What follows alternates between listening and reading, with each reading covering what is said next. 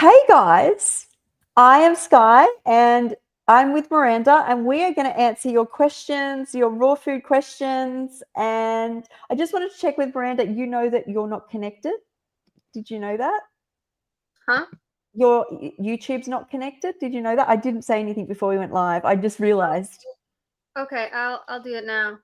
Okay, cool. Okay, well, we are going to answer your questions today, and we did this live before, and we had a lot of people asking questions, so we thought we'd do an actual topic on it today.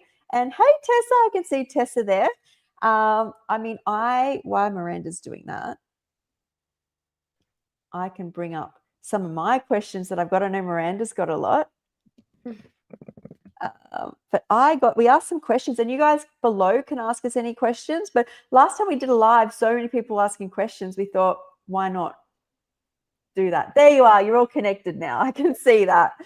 Okay. Well, Miranda, why don't you start? Okay, well, I have a few questions I wrote down in my strawberry notebook. So Oh, I guess we can answer, both of us can answer these questions. I thought we could do that. sure. So number one, what's your favorite place to buy bananas or any fruit to save money? Um, I do a lot of farmers markets, flea markets. I do a lot of discount grocery stores. Um, or like there's Amish grocery stores where I am. And I buy them in bulk. A lot of the time, if you're trying to save money, you should buy in bulk, you know? Uh, yeah, and freeze your own fruit. That's like you're gonna save so much money if you freeze your own fruit because frozen fruit can be pretty expensive. I don't know about you, if it's expensive where you are. Yeah, it is expensive, but there are ways to do it. So I now buy organic produce, but when I was first healing, I didn't know what I was doing, but I only had access to what was around. And we have like fruit shops in Australia, and the local fruit shop used to put out all the bananas which were going off into boxes for like $2. So that was huge for me. I was on disability payments, and that worked really well for me. And as the bananas healed me, I got to then buy their brothers and sisters, which were organic.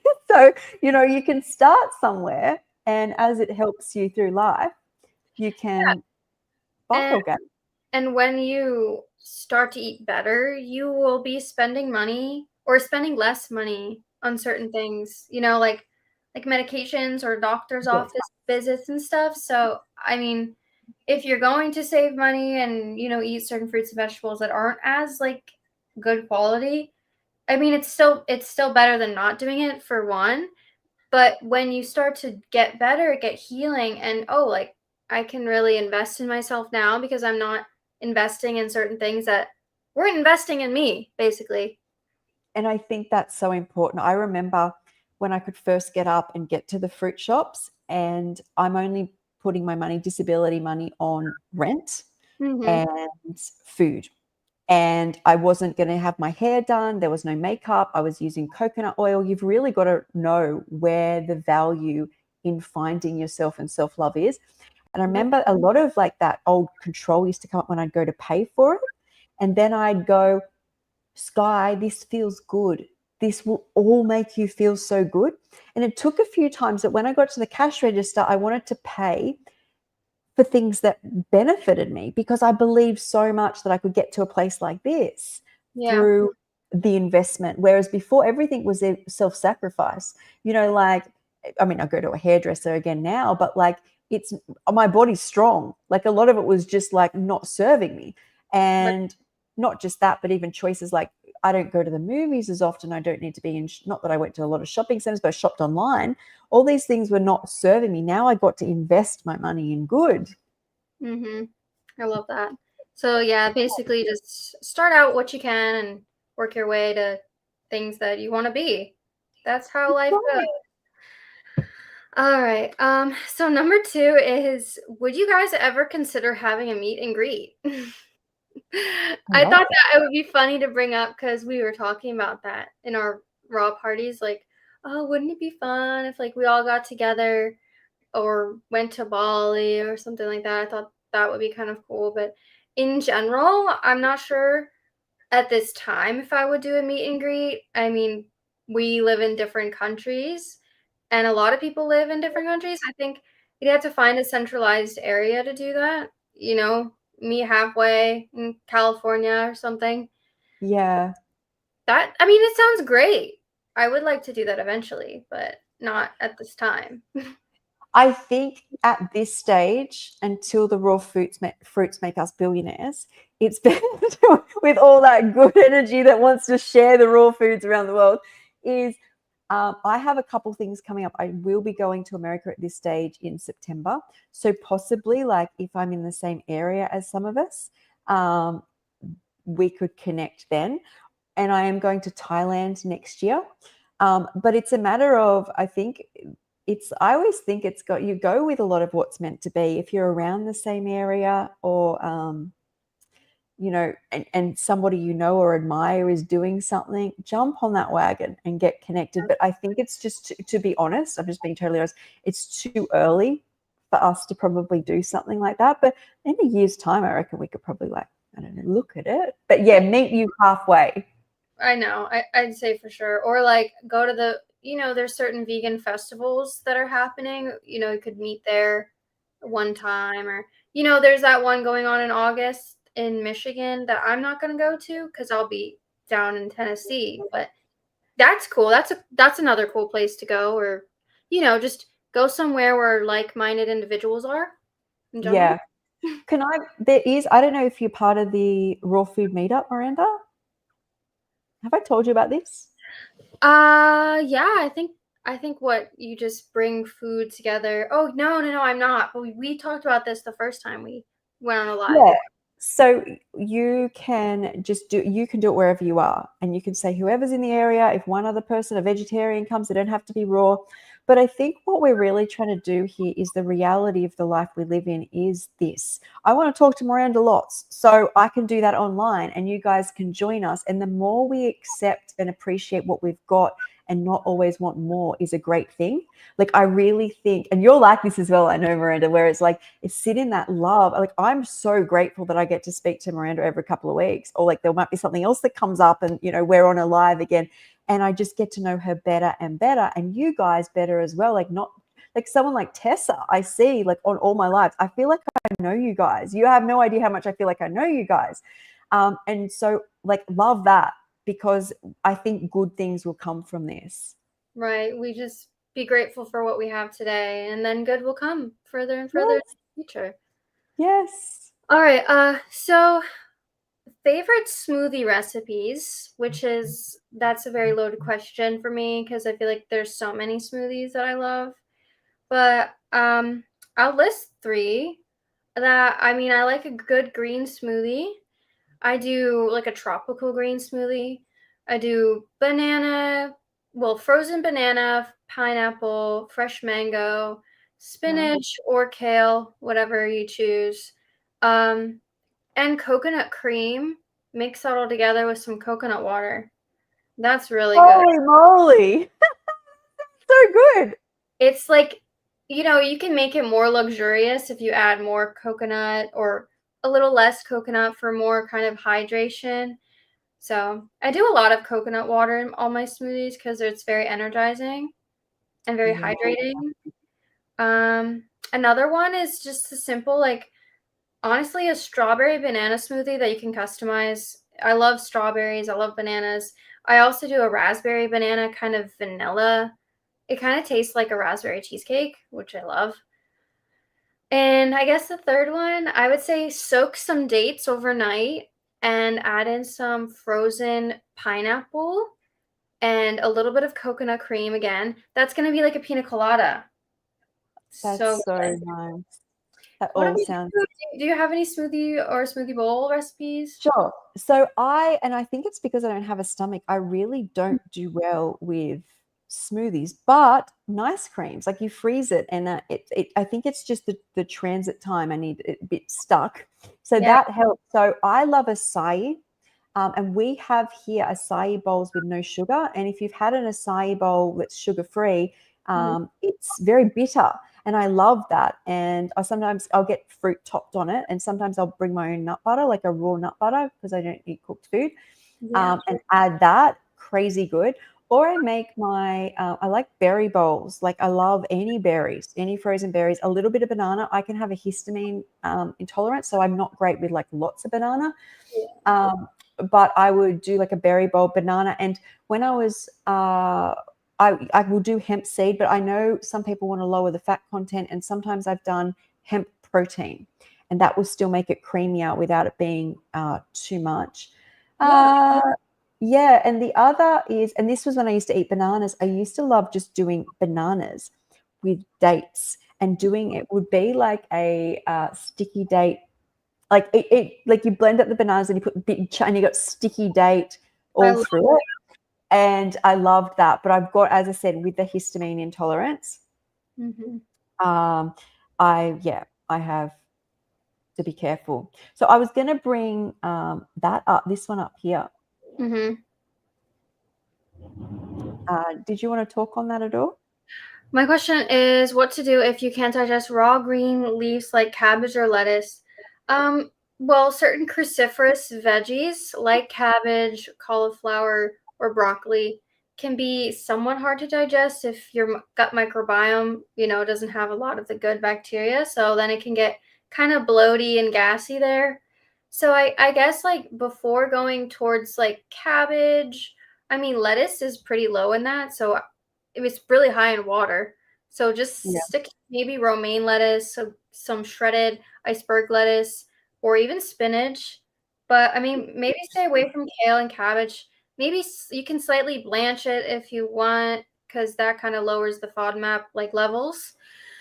But I mean, just slowly incorporate it into your diet if you really want it into your diet. Sometimes Yeah. we start to do things too fast, and our body needs time to adjust. Yeah, so I want to talk on this because I got to a stage where I was doing mostly watermelon and grapes and I couldn't digest anything. And here's me thinking, oh, that because the foods aren't, I can't do anything. I'm getting in this mindset, my body can't do anything, but it's like optimal for just watery foods. And I was really suffering. And I've worked really hard on my gut. I have no stomach, duodenum, or top of intestines, which made it even scarier, I guess, for someone like me. But what essentially healed me is getting as much variety of food back in. And that's taken years from where I was, where I ended up not well with being too high on fruits. But some things that helped me, and working on your gut is such a personal journey, but some things that really helped me was making sure, and I don't take any supplements besides B12 shots. I am missing the part of my stomach which absorbs the B12. So I take a shot every now and then, not as much as I used to before raw foods. I take magnesium at night, that helped. And I take Lou Corona's probiotic and enzymes. I also have noticed that there's a tendency to look at cabbage or lettuce with low calories, and now I've got to consume a mass. Mm-hmm. But I don't. The energetics of food seem to really sustain me. As in, like, I don't, if something's taking a while to digest, the body is using energy. If you've got a swollen belly, there is energy in there. The body will break it down over time. But I do, like, you can do spinach is a lot lighter on the stomach, but you want to add the lettuce in or the cabbage, just small amounts, Mm-hmm. mixed in with other things you can digest while you're taking supplements which will benefit. There is many things like glutathione. There's I think what else is there? There's other things that I tried which didn't work for me, but work for other people. You've really got to play around. Um, you've got to look after these organs. So avoiding things doesn't work. Even getting a little bit, see what you can do. Like grate a little bit of cabbage on your salad, just to get your microbiome. The microbiome, we forget when we go on this journey because we've been so sick that the body actually has resilience and will adapt. That's what I learned. I forgot the body does that. I agree. I guess a part of me in the past was always to avoid stuff because I had like IBS issues and stuff like that. So I'm like, oh, this is harming me, so I need to avoid this. So it's like you said, it's a constant journey, even like a personal like mindset journey still for Yeah. me. So I'm like, I don't need to necessarily avoid something that I do want to implement into my diet, but I guess like it's how much I do want to implement it. Like part of me, like, there are certain foods that maybe my body doesn't respond well to, and I won't be hurt necessarily if I can't eat it, like celery, for example. Like, I have like itchiness and like weird stuff going on when I eat celery. So I'm like, I slowly can incorporate it, and the body adapts. I used to be allergic to a lot of different stuff, but I eventually just worked on it and like constantly slowly adding it into my diet, and it's fine now. Celery and like I raw. love that. Yeah, I mean it's and I don't have seasonal allergies anymore, which is another thing I'd like to talk about in the future maybe. Sure. Allergies, I feel like we can feed the allergies in their body. Like you said you have histamine issues sometimes. Yeah. It's the body's like the way that our body can basically fight off things. Anyway, going on a But like tangent. also like so seasonal allergies are histamines, and Yeah. from just I knew this before I've even seen doctors talk about it, is we have a bucket and we need the histamines to direct the immune system. It's like it's directing things where to go, where there's something's a bit flared, histamines go there to pull the white blood cells. Now if you are blocked up, you've got IBS, you've been eating we've got buckets. Okay, when you're on this diet you can really lower the bucket, right? So the environment, things like mold, perfumes start creating histamines, and then you go eat a big histamine meal that's like really cooked and dense and aged. You got all these histamines going, and so we get constant allergies. Then you're in Poland and it's like histamine overload, and then we go on this diet, and not only do we start healing these organs which have been damaged from histamines, but we can lower, we become very aware when we've filled up Yeah. that bucket too much. And so it's really important. I think what we're getting here at is we've both been through stages where we think the body can't handle things.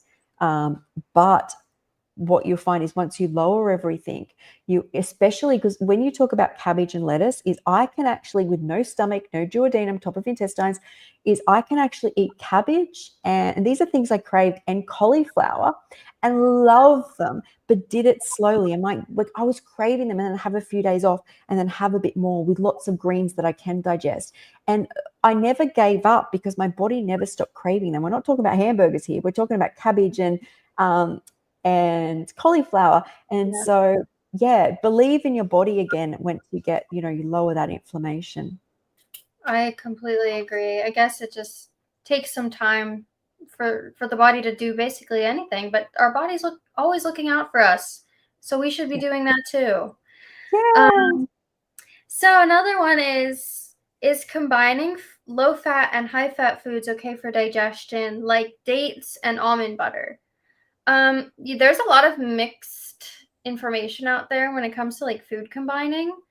And personally, I don't really subscribe to the belief that you can't combine foods. I mean, I feel like certain foods like fruit, for example, should be most of the time eaten by themselves because they're very fast digesting.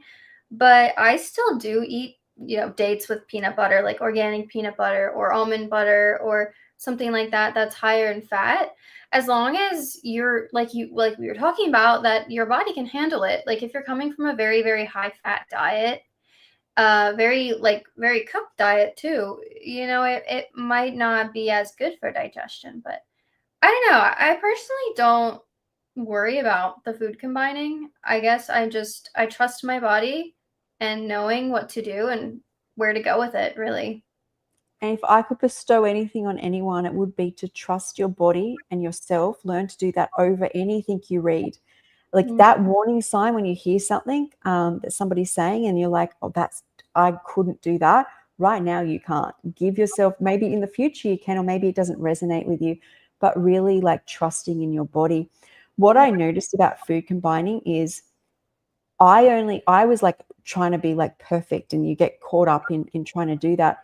But it didn't make sense to me where people are trying to build the microbiome and you need little bits of lots of different foods. Now I notice when I eat a normal sized meal, and I've got some greens and even some fruit and some nut butter and all sort, you can put anything in the bowl, and it's what you call a normal sized meal, I'm fine.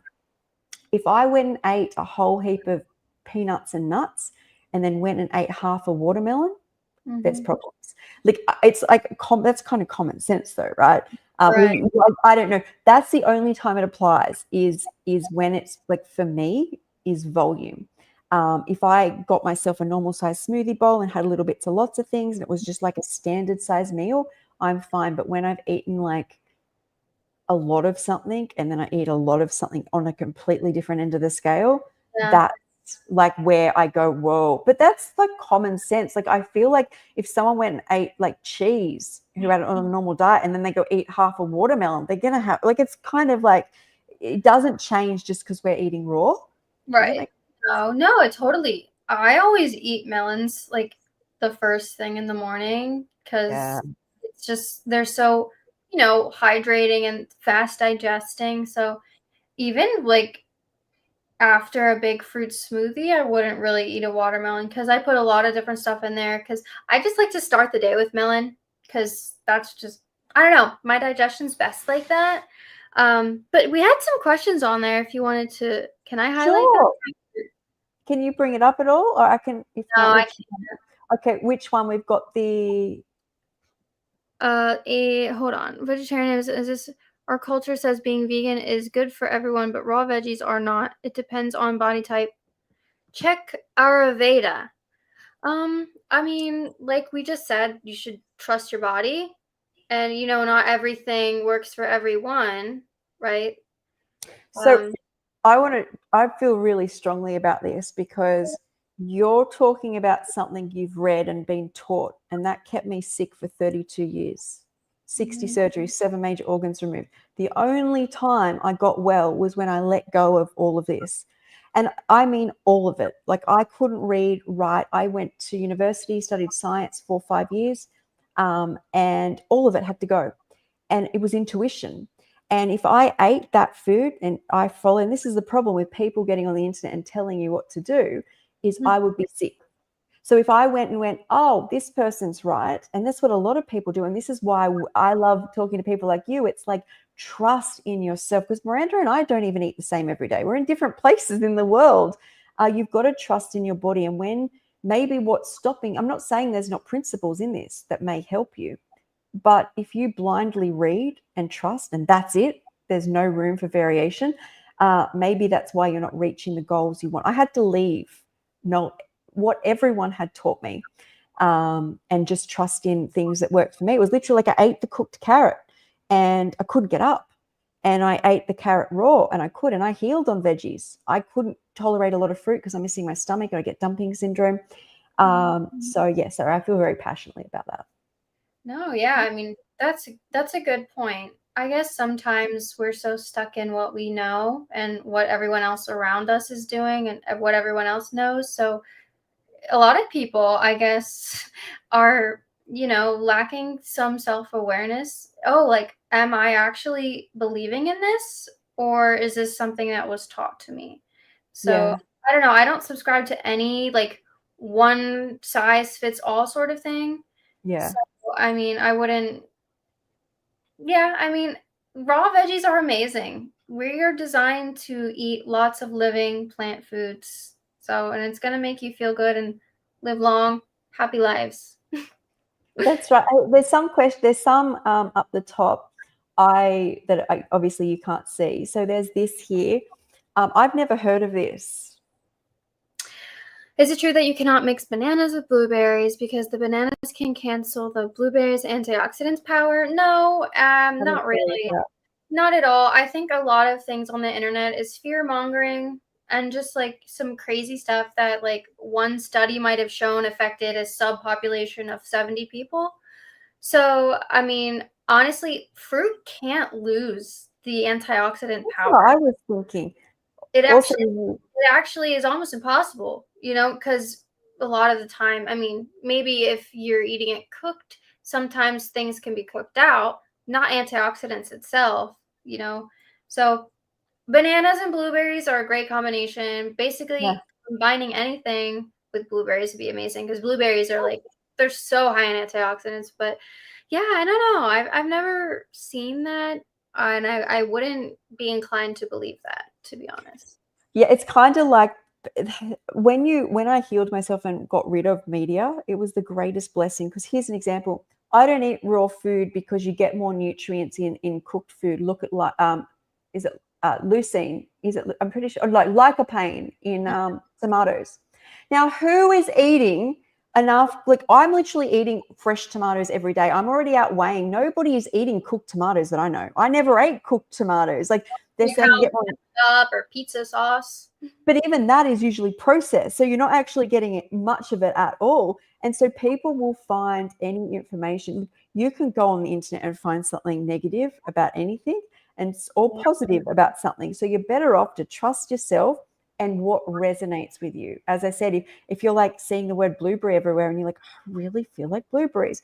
Well, think about it. Are they healthy? Are they going to harm you? No. If you see hamburgers everywhere and you think I'm going to eat a hamburger, think about that one. Think about it for yourself. Do the work for yourself. Like, what's your body telling you? Right. We, I feel like, have been so indoctrinated over time, not from just school, but like media and big marketing or government or anything like that. All these big institutions and stuff trying to tell you something and then another trying to tell you another. It's just there's a lot of info that's mixed. So, right, Yeah. like you I said, also I want to bring up this. So this is off the back of Ayurvedic and bacteria. So this falls into, I went to Bali and everyone's like, well, you can't eat raw food in Bali. Well, you can't eat raw food in Bali because of all the bacteria. I ate raw food in Bali. I felt amazing. So it's like I feel like we as animals, if we look at a raw food and it looks dodgy, or you've got it from somewhere dodgy, like where have you got it from? There is, I don't know how bad it is in India. I haven't been there, so I can't speak. But it's once again, like if I applied the principle of like, you cannot eat raw food in Bali, you're going to get Bali belly. Well, no. I've heard that too. I've heard about like the water, like if you're rinsing veggies with water that was tainted, but these are very like small, rare cases. So, like Yeah. you said, I've never been to India or I've never been to Bali, so I don't know how, it is over there. But I think a lot of the times that if you do eat a lot of raw foods, your microbiome is better at Yes. like getting rid of the bad Rid of. bacteria and you have a better immune system and a better lymphatic system. So I think it just kind of trickles down to the fact that, oh, maybe like someone eating a not so good standard American diet, going to Bali, eating fruit might not be able to handle that. But we Yes. probably could. Yeah, if your body is running so efficiently, like, I mean, think of my contrast, bedridden for most of their life or in hospital versus up running 5Ks every day, then doing a Pilates class, sitting by the water, drinking coconut water, having just fresh fruit all day before I get to Bali. And then I get to Bali and I'm doing the same thing. I had a couple of salads, wasn't really drawn to it. I do know some fruitarians who live in India. It's interesting, actually. They're fruitarian. They're not the ones that I know are very drawn to fruits. I don't know. As I said, I haven't been there. But my body's running so efficiently that it hasn't got overgrowths of bacteria. So that's all that happens is when you get one of these stomach bugs, you already have the bug in your gut. It's not like brand new. Most of the bugs are already there. You just get an imbalance. And then the body has to fix that by you eject it in different ways. So yeah, I think it comes back to doing what feels right. And if you make a mistake, well, you vomit it up and don't do it again. Right. I actually had food poisoning once. It was terrible. I don't recommend that. Oh, I think it was honestly, I was still vegan at this time. I got this veggie wrap at a place, and I think the avocado was rancid. And I took no. one bite of this wrap, and then I took another bite. I'm like, this is not right. So I returned it and everything. And then the next day, I got food poisoning. So, this was before going 100% fruit based too. So either way, like we know what a bad avocado tastes like, and we know what a Yeah. good avocado tastes like. So when you feel that, or like you said, like we know what a good pineapple smells like or a bad pineapple. So we kind of just have that intuition of what not to eat, honestly. Yeah. I almost think even the food picks up the resonance of an imbalance. And we do see that when you live, especially the higher you go, the more sensitive your reality is completely different when you eat raw foods. There's no, a lot of the time there's no sources covering you. It's almost like the vibrations, which animals would do. If you put rancid food in front of a dog, it will avoid it. Or, you know, you put it in front of an animal, it will avoid it. It becomes more like that. So it's, once again, I just think trusting in yourself a little bit more. And maybe, who knows, it doesn't have to all be raw. You can do some raw and some, you're like, you know, the carrots look off, I'm going to cook them today. Go for it. That's intuitive.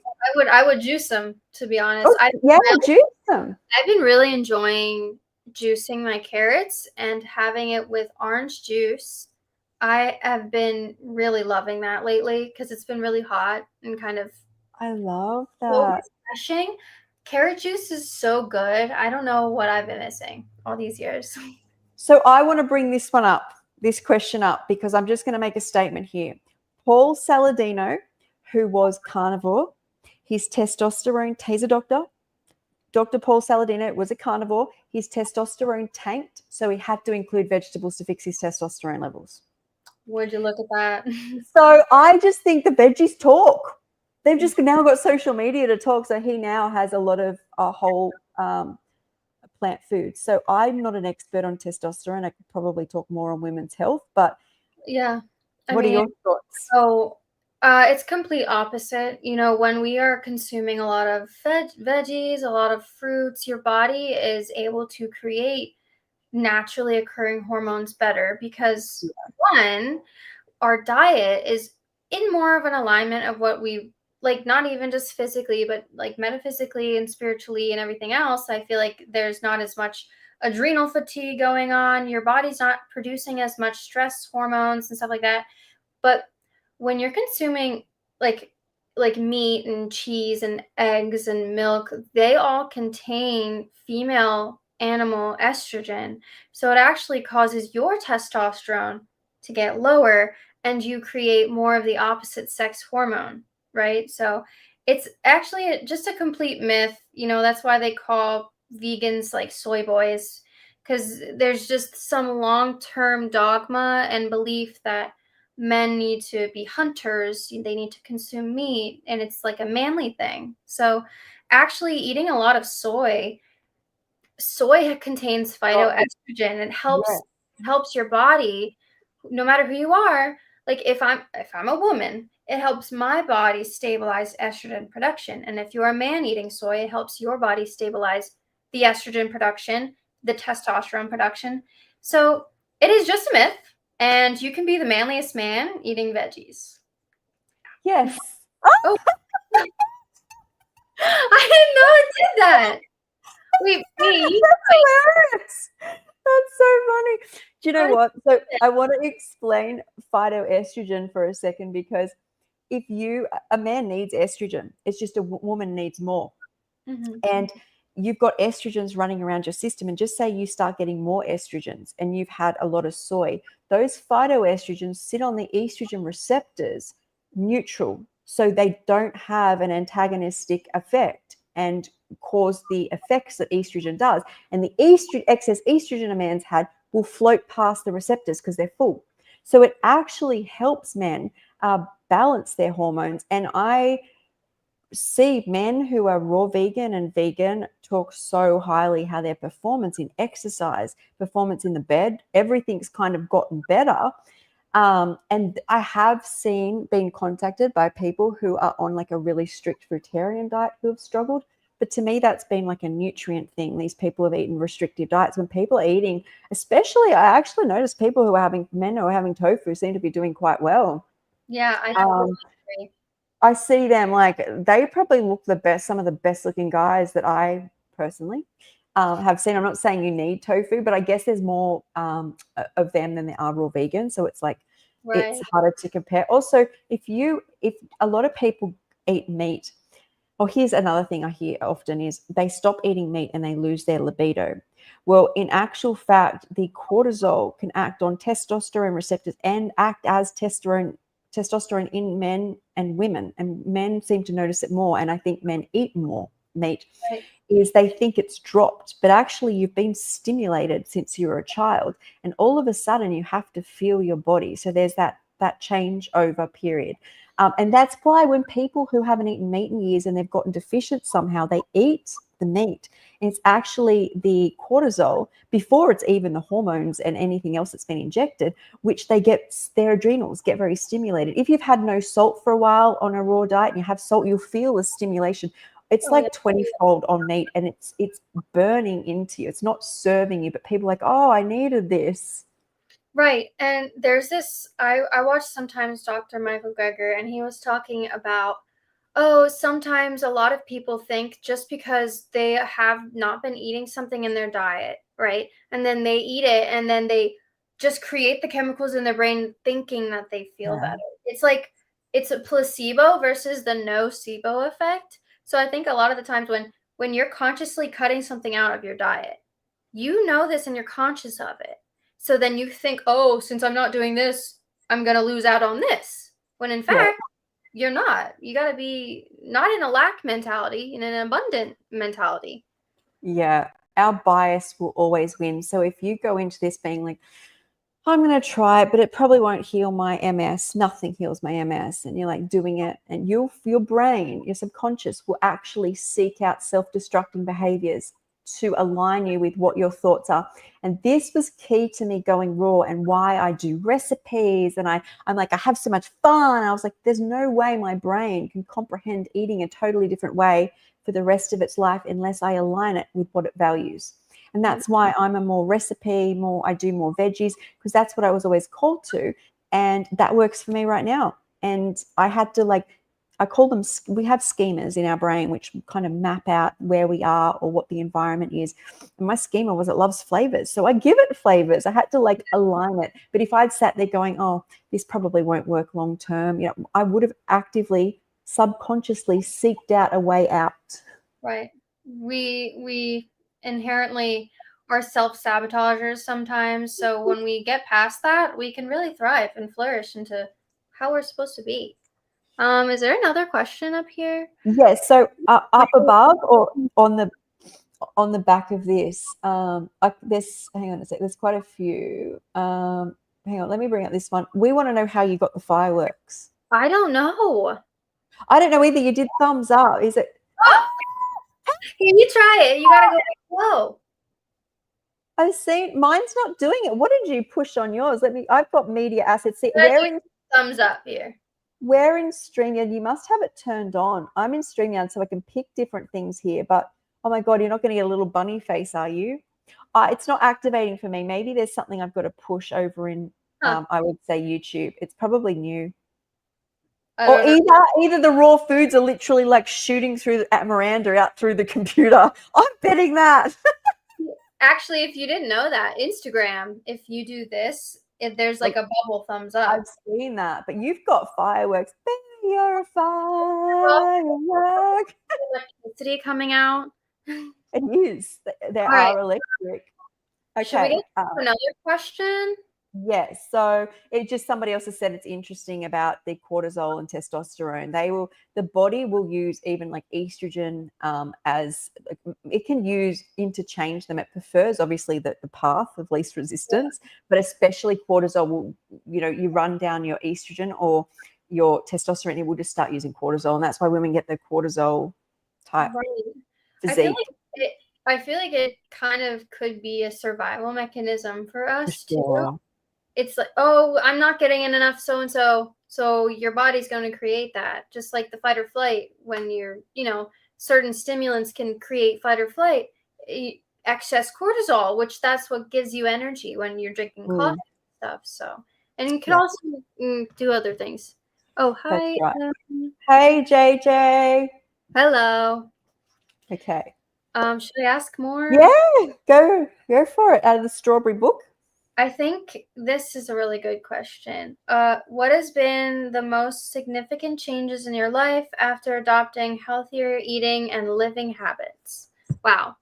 That's a very mind-blowing question. I love, I don't know, everything, honestly, in life, because you got to make it a lifestyle, right? It's not just a diet. It's a lifestyle. And everything about me has changed. Like what Kiko was saying the other day about how you have to really love yourself and be forgiving to yourself and others too. Like, it honestly is such like a holistic thing for me. Like, my digestion's better, so my energy's better, then my mood is better, and I treat people better, my patience is better, and my skin and hair. I mean, all these physical things are better, but it really comes down to I just feel really aligned and connected to nature and God and just my life. I feel like I have goals, I have confidence, I have passion. Like, all these things really only manifested when I really started to love myself and eat this way. How do you feel? Yeah. I know that you might have a lot to say with this one. So it always brought tears to my eyes when like I thought of that, because what it's given me. Like, you have to understand, I was sick from when I was 8. I've had over 60 surgeries, 7 organs removed, more than 7 removed, glands removed, tumors. I was always in hospital. I did not know myself. It's given me life, but it's given me myself. I don't think I've never known myself until raw foods. Like, it's like stepping into a place where you can see God, you can see the good in all people. Even when people are being mean, they're just trying to protect themselves. You see animals, like I was a vegan, but I was so sick I couldn't do what I wanted, and that is connect with animals. I go out for walks, the whole universe sings. I can walk, I can exercise, I can work, I can do lives like this. And it's like there's a place of gratitude, not just for the raw foods, but it makes you sit in gratitude for yourself. There's like, actually, I don't know whether there's words to describe I know. it, or like what you said, all areas of your life. How do you embody that? But it's how I feel about myself and other people and this universe. And I've got so much to give now. Like before, even if I could get up, it's literally A to B and then in front of the television being brainwashed kind of all day. And now it's like I'm free. I can walk, I can swim, I can talk to people, I can share, I can create. And you see people like Miranda and myself. I always know people who are so influenced because you just want to burst like there's fireworks. It bursts out of you.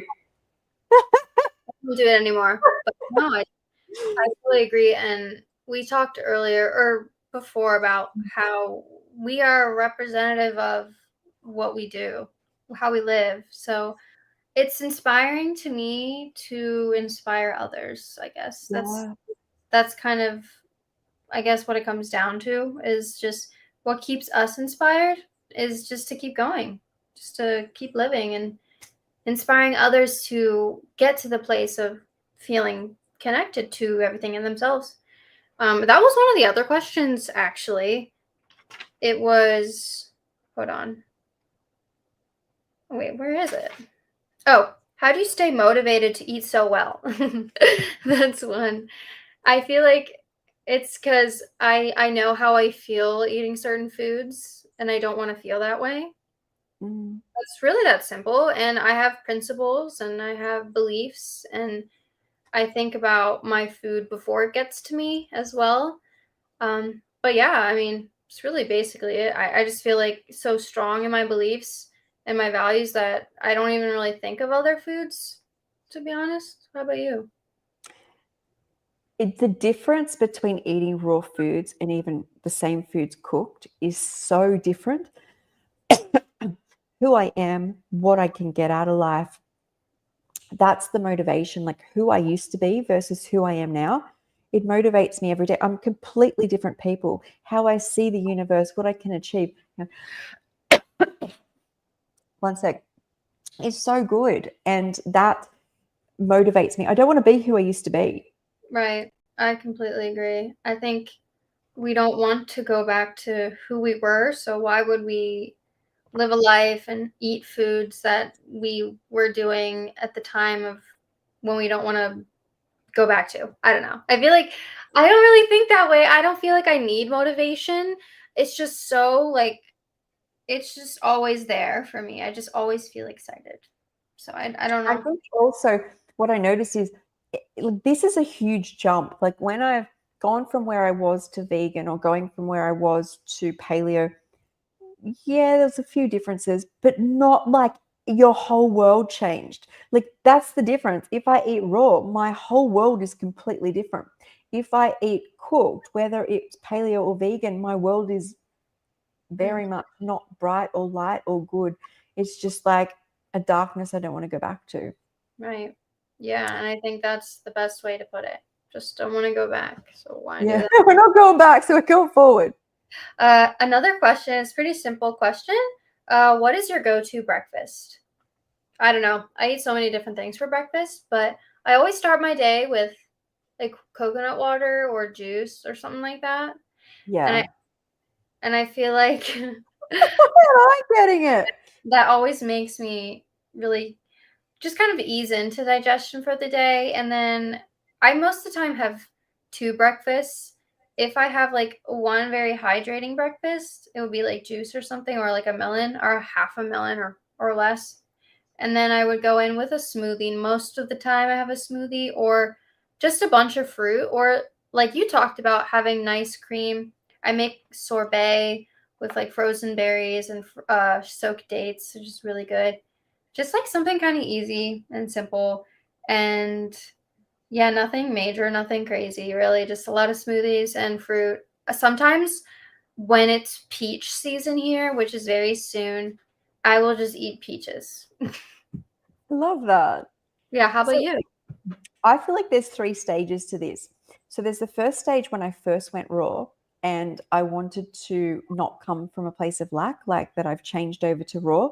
So my first meals when I was first raw, and you cannot eat as much. I don't have a stomach, but I would have like half an avocado, some celery or cucumber, a couple dates in my bowl. That was pretty common, pretty standard. And it kept me very satiated. I didn't feel like I was missing out. Then, of course, I got into the fruits where I would get up, and at this stage, I still really couldn't juice. It would be papaya or banana, and usually a mono meal or an ice cream. Then I got into the watermelon or the grapes, quite watery for breakfast. But when your body is so used to raw foods, like I'm 4 years in now, and what it can get from the food, it doesn't need what it used to, or it can assimilate from smaller portions for me. So when I say that, well, I'm still getting a lot in because I'm having juices. Like it'll be coconut water, then a green juice, and then maybe some sort of fruit. So it's still a lot of veg. It's just Yeah. in more of a liquid form. My gut doesn't want, I just noticed my gut doesn't want to be pushed all day.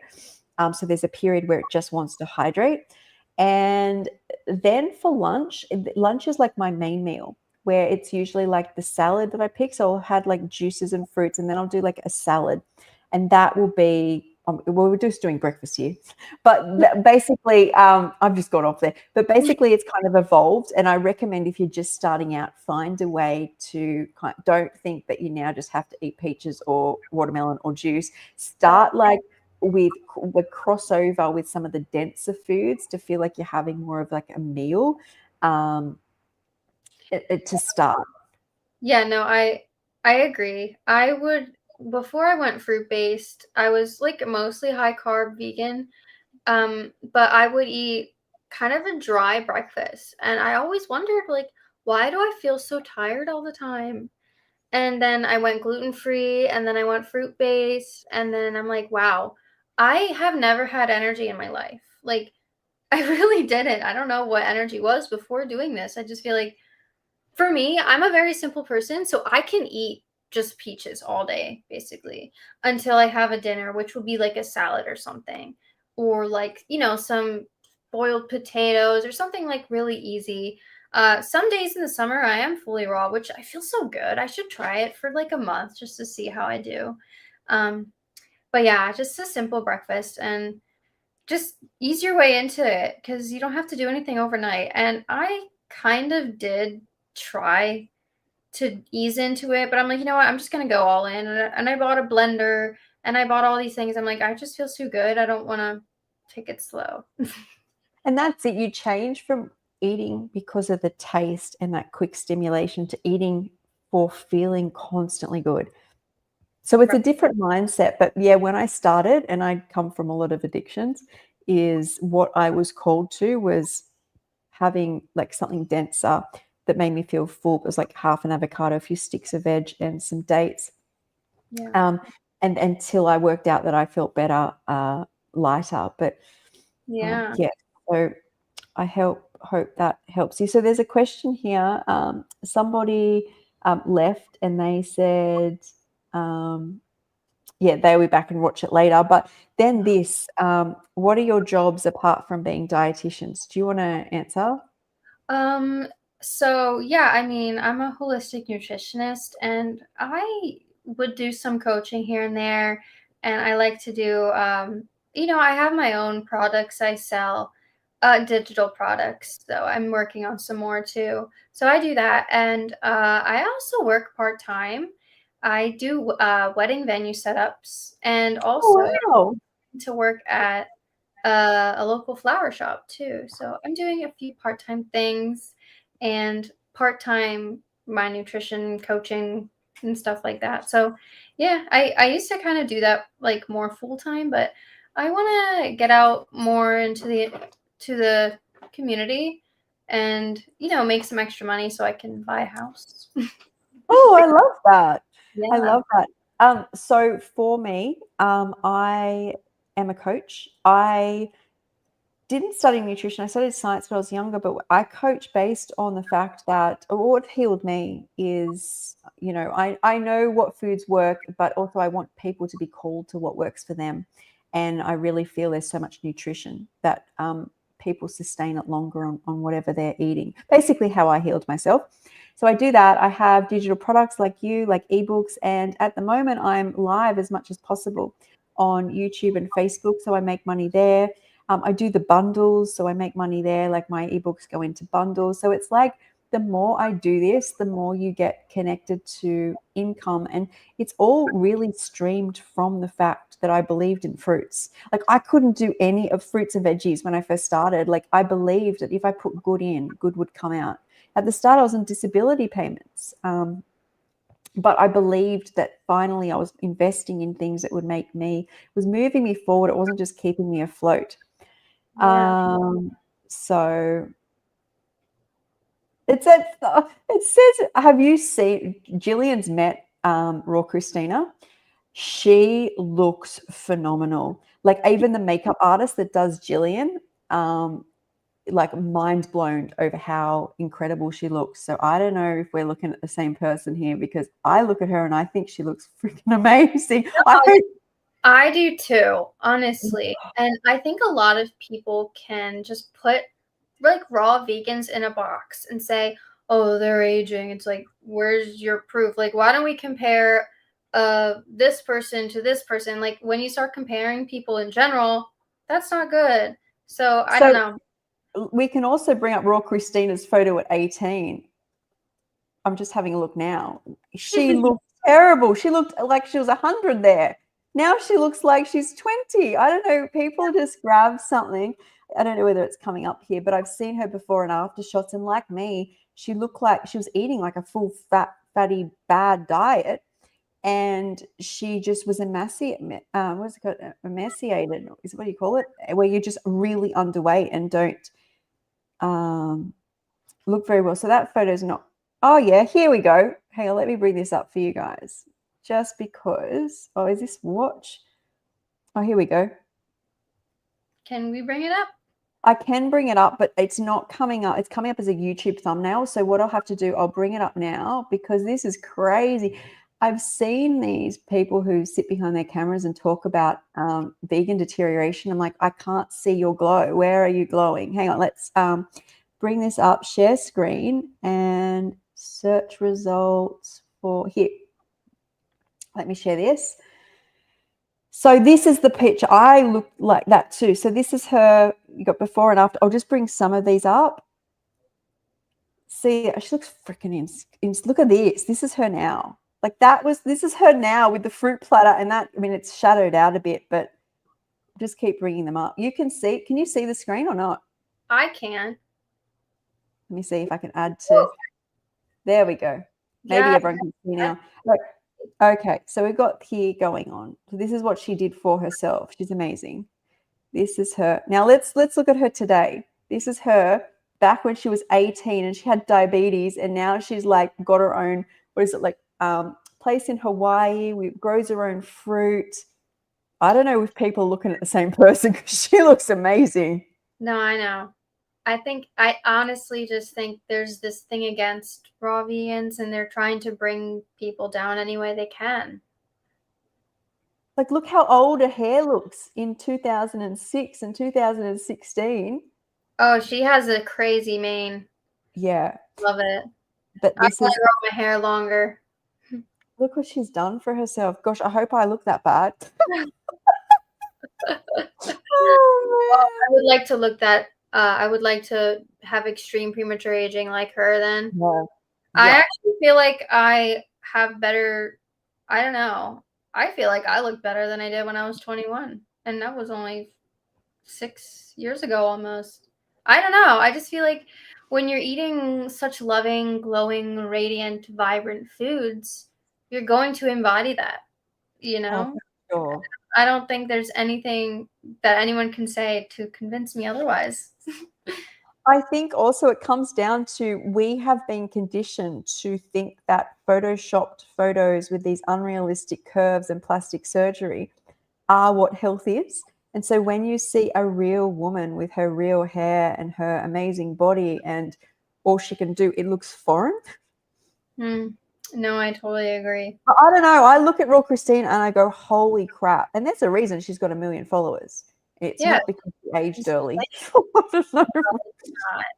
No, so, she's done so well, and like helping lots of other people to do that. And I don't know, like she's very natural in the way that she does things, and that's how I think a lot of raw vegans are in general. Like, we don't see a lot of raw vegans with BBLs or fillers or anything like that that are trying to mask kind of what's going on internally.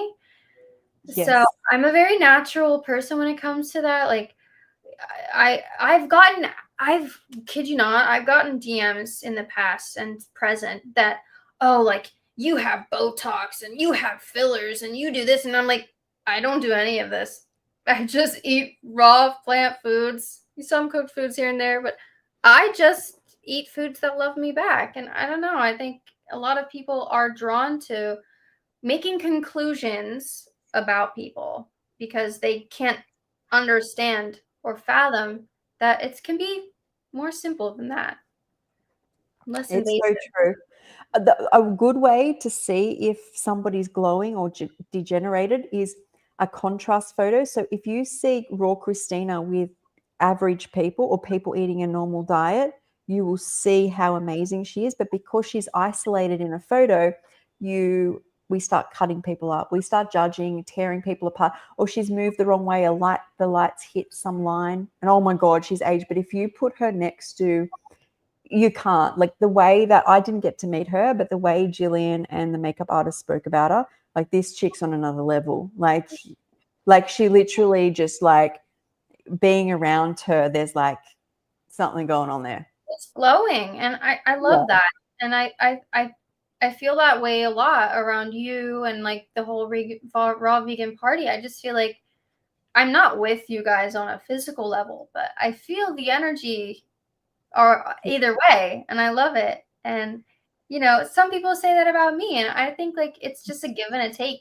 Some people, they're very energetically low, and they kind of drain you for energy, and I was around those people a lot.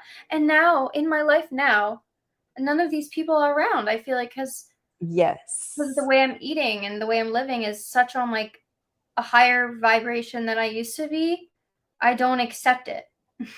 Yes. And I was talking to JJ about this, how when I discovered the raw foods, is it wasn't like, now I've got to eat this restrictive diet. Now I've got to force myself to have only green juice and watermelon for months.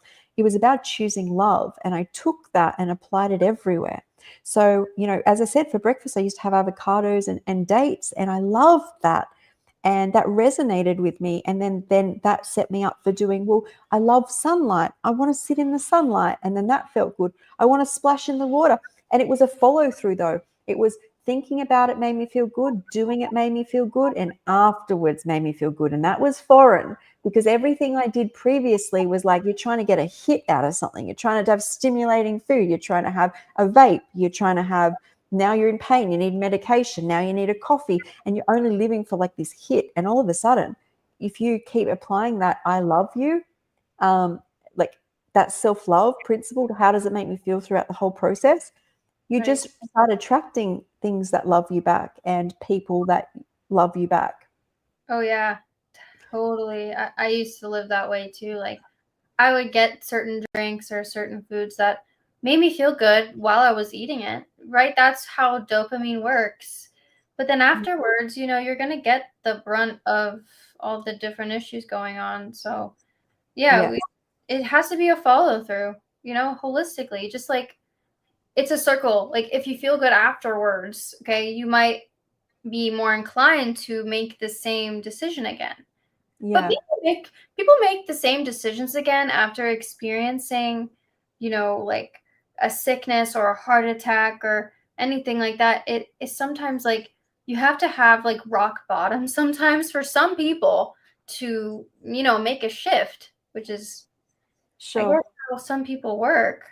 But My greatest strength comes from the hell I went through. Like I can only do raw foods and commit to myself because I know great darkness.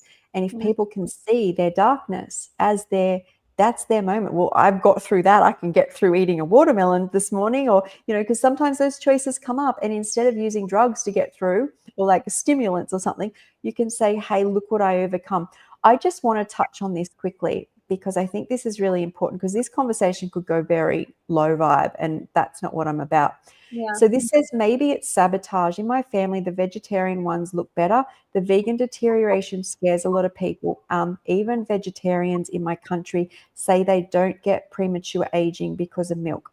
So when you understand that your role is not to force people to change their lifestyle, that you embody what loves you. We come from a world where we're trying to impress a lot of people, but if you embody it, be the bright star that attracts the people that were meant to go to the lifestyle. Not everyone's here on this time and this planet on this earth at this time will go vegetarian and vegan. But if you can just know that you're doing it for you and you're not here to convince everyone around you, you will start to do a lot better. When I disconnected from thinking I had to get everyone to do this or anyone around me had to be vegan, I just have to represent food. I eat the food and represent it. I go somewhere, I represent it. People are like, why do you feel good? Why are you healed? The food, Mm, nature. I'm not here to convince you, and I move on because otherwise you can get into great arguments which start to cause me pain. And then you just talk about this, then you feel pulled down. So you let it represent, you do where you're at and what feels good for you.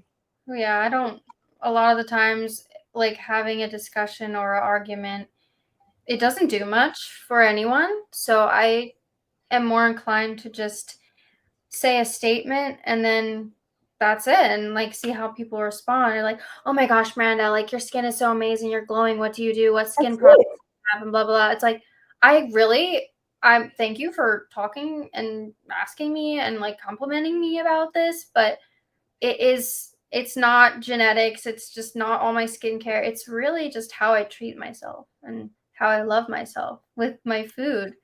And there's such a disconnect there. I feel like a lot of the times they want, like some people want like a certain pill to take to just fix Yes. everything. And it's like, no, I had to do a lot of inner work to have stuff actually come out and Yes. manifest physically. Like, I don't know. I could talk about this all day. Yeah. I just wanted to say one thing about the looks. One of my good friends is a beautician and she's known me since my teens. So done my skin. Even when I was sick, I'd get my eyebrows done. She came into the hospital and did my eyebrows and wax them and stuff. And she saw me, I think a year ago or something. And she said, holy cow, what have you done to your skin? And I said, it's at that stage, it was just coconut oil. That's it. She goes, it's the food, isn't it? Because she's using all sorts of things. Most people come in and I said, it's the food. She goes, we have been tricked into thinking. Well, what happens is, and I even notice it, as soon as I don't eat, well, I eat too much, I'll eat too much like tamari or dehydrated food or something. All of a sudden, something will come up on me. And then I think I need a product. The only time I think I need products is No. when I'm not eating like a whole food. Like if I get too stuck into something, which still happens, but it's still raw. But and then you see how, and then you get that product, and then that product needs toner and moisturizer because it's dried you out on another level. So you, all of a sudden, you like it, you can see how it happens. But in truth, a beautician has been like your skin, and just like she could not. And I've known her, never had a compliment like that until I was using coconut oil and raw Yeah. foods. I honestly think that not only the skin, but the body likes things simple. I used to have a pretty outrageous skincare routine, and honestly, that's some of the time when I had like the worst skin ever.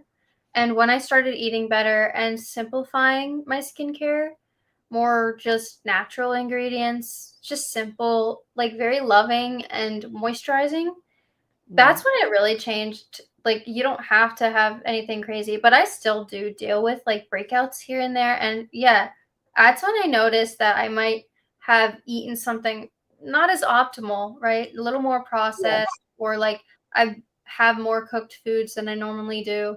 And I know that. And sometimes I still make those actions because sometimes I'm like living in the present. I don't want to always think about this and this and this, but I already know that, and I act that way like 95% of the time. So I think it's okay to be forgiving to yourself every once in a while, but But also, it makes you feel sorry, good. also it's an elimination system, the skin. So just say you're eating, I don't know, too much garlic pumpkin that's been roasted or something. Is there more than likely something in that that your body needs? It needs it in abundance, and your body has learned that you'll eat a lot of garlic roasted pumpkin, right?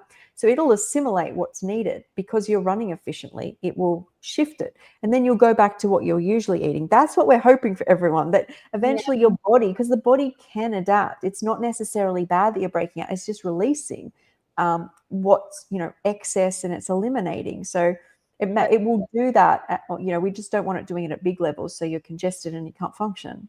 Mm-hmm. And that can happen when like the liver is overwhelmed a lot of the time too. Like, people have skin breakouts and stuff. It's not necessarily just the skin, even though it's the biggest organ.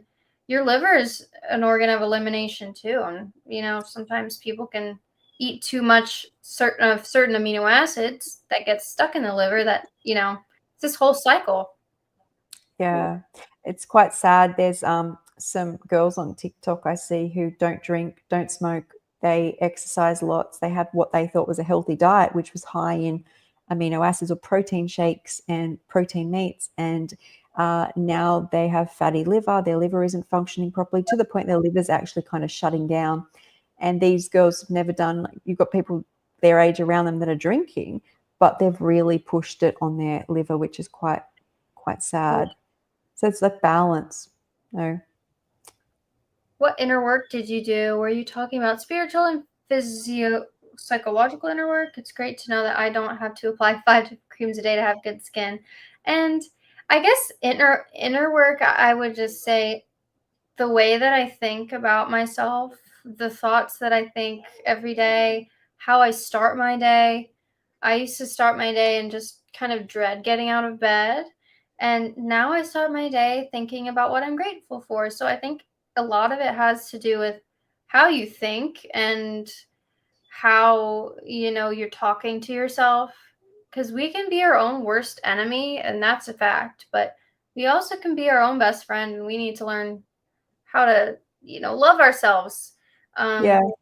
Inner work, blah, blah, spiritual, and I mean, yes, spiritual level too. I'm a Christian and stuff too, so I think that also can help me, like, just be more grateful and all that. But yeah, I think it has a lot to do with your thoughts and how you see yourself and see the world around you. Yeah. I tell you what really got me, like, what really keeps me raw, essentially, and what really the inner work is for me is, I think I spent the first part of my life seeing an idea on a screen, like us doing this now, or Dr. Morse or paleo came up. And then instead of actually implementing it, like getting up and being like, okay, applying some principle to my life, I'd research it. I'd research it to the point where I become an expert at it, but never apply it in a way. Like, I'd get these grand ideas of what I was going to do. And what I actually did when I went raw was, whatever excess energy I have, I'm not going to study it. I'm going to do it. It's not hard. It's just applying these foods that are going to be raw. But instead of going down rabbit hole, I felt like I'd done this my whole life. Oh, this is it. This is it. I'm going to go research the hell out of it. Oh, I can't start yet. I still need to read 3 more books. And it would like be a pattern of self-sabotage. So now if I want to do something, I don't let myself get dopamine in the thoughts of doing it.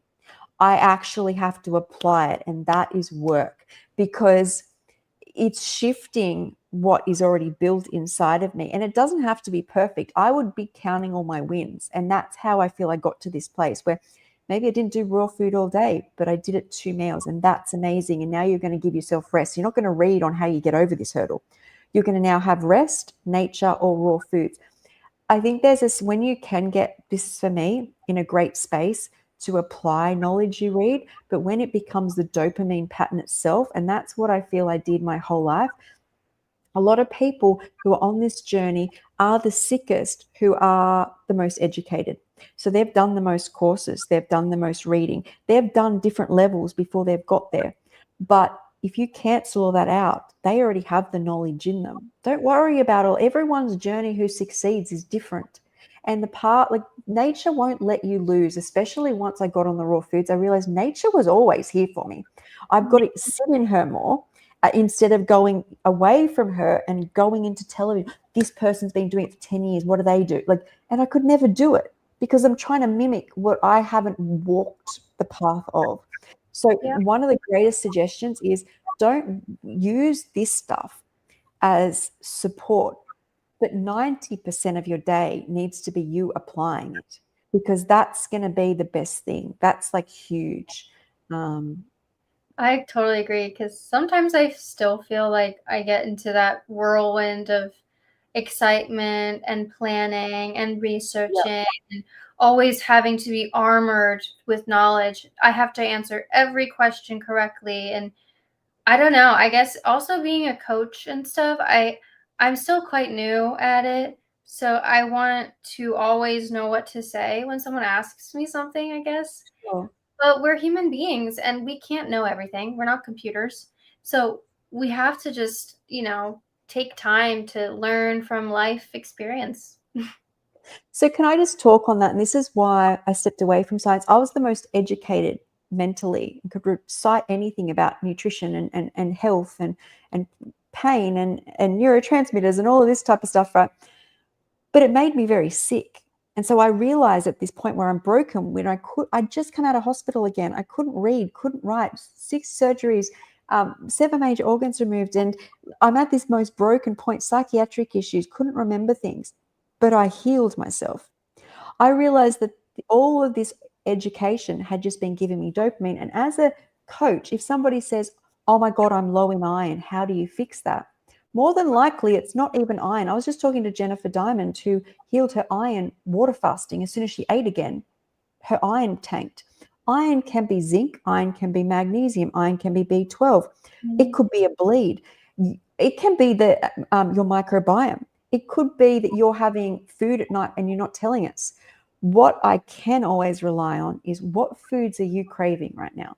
Like, what are you being drawn to? Because more than likely, your body knows so much more than Yeah, Dr. Moore in a book can tell us. right. So No. this is what happened when I healed myself. Like all of my deficiencies went when I stopped reading and I started doing. My body wants a carrot. Eat a carrot. Don't cook it. That's bad. Okay, now I'm in the sun. Enjoy the sun. Like any time I read something, we're already planning that we've got a dream life and where the dream might be that I'm healthy and I'm a podcaster and I'm flying around the world or whatever it is. Don't focus on that. You can't reach that tomorrow. What can you reach? Reward yourself for being a legend and eating a fruit meal. Like that is high. That to me is amazing. Like in the society we're in. Like if you actually do the steps, you'll get so much. It's the only way I heal myself. I've tried everything before this. Yeah. No, I think that's great. I think a lot of people want too much too fast. And it can, I speak from experience in the past. I wanted a lot from life and I wasn't getting everything I wanted in life. And I'm Yeah. just like, okay, well, I can't. Like, you can't just get at the top of the steps without taking a step, Yeah. It's kind of what my dad said to me once. I'm like, Well, that's a good point. I can't get just there by not doing anything. I can't sit here and plan. And it's that dopamine rush. I think a lot Mm. of people rely solely on that. And when, oh, like, why don't you just do it instead of talking about doing it? I'm like, yeah. And It's that's that simple. It's that simple. Like if you instead of, and it doesn't have to be perfect. Just say someone wants to do, their goal is to just do 2 weeks with higher raw food. Don't wait till tomorrow. Do what you can with the next meal you have. It might even be it's all fresh salad on your sandwich. That is amazing because if somebody planted you in like my body today with my life, you're doing the raw chef thing and you're doing the coaching thing, is the only way I can stay here and when I take a few steps back, stay where I am and stay confident and help others is because of the freaking lessons I learned along the raw way. Like that's the healing path, the inner work is these tools are handed to me and nobody else. And they're only through sometimes my mistakes. But it's like, I just want to bring up this question is what raw vegan amino acid supplements are not good for you. This is and I don't want to offend anybody, is I used to sit in a place of fear. You're not going to hurt, look, from where I came from, you're not going to hurt yourself by having a fruit meal each day. You will find the hydration will just make you feel better and more alerted to what your body needs. Where animals, all the animals out there aren't asking what amino acid supplements are good for you. If you provide your body with like nuts, seeds, fruit, vegetable, like all of the raw foods, like the whole spectrum, it will pull in at different times what you need. But if you start destroying that food and changing the composition and changing the proteins and pulling out fluids out of the food when you simply just cook it, it's never getting the whole what it wants. So it's always trying to rebalance and recalibrate. We're talking about for the first time, you're putting a whole complete food the way that nature put it in your body. And it is the lesson itself. I've learned so much from just sitting in the sun and eating a salad or eating fruit in the sun, like literal downloads of how I am. No, I agree. I don't think like we should necessarily be afraid of anything or feel like we're always missing something or something's not good for you and this is the best for you. You have to take this supplement, you have to take that. I think there's so much just shoved in our face constantly. And Food. there's so much noise. I have to constantly remind myself like I can't be consuming more than I'm creating. Otherwise, I will just I don't know, be too Yeah. overwhelmed. I'm like, I can't. I have to create now. And I I find was myself about to bring that sometimes, up. huh? I was about to bring that up because that's what Lisa says. Lisa can't consume before she creates. So she starts going downhill if she didn't say those exact words, but she gets on Instagram and shares and gives, and she can't get on there and just start consuming. And I notice when I'm going through a funk or something, if I start consuming, I become it. So I'm better off to go out into, I can only create out in the universe or create here with you guys. And I do that and I will take in a little bit. But if I take in more than I give, the imbalance and fear starts to tipple me over. Yeah, and then like comparing yourself and saying, "Oh, I could do more or I could do this." And it just makes you feel worse because you're sitting here consuming, thinking about creating when you really could Yes. just be creating. Yes. So that's like, if I can give anyone some advice, don't not even focus on the raw foods, is just what Nike used to say, just do it. Like, don't think I'm going to get up tomorrow and run. If you want to exercise now and you can't run, just go for a 10-minute walk. Like, don't, because we look at social media and we assume what we think a person's done or doing. We're not even getting a snippet.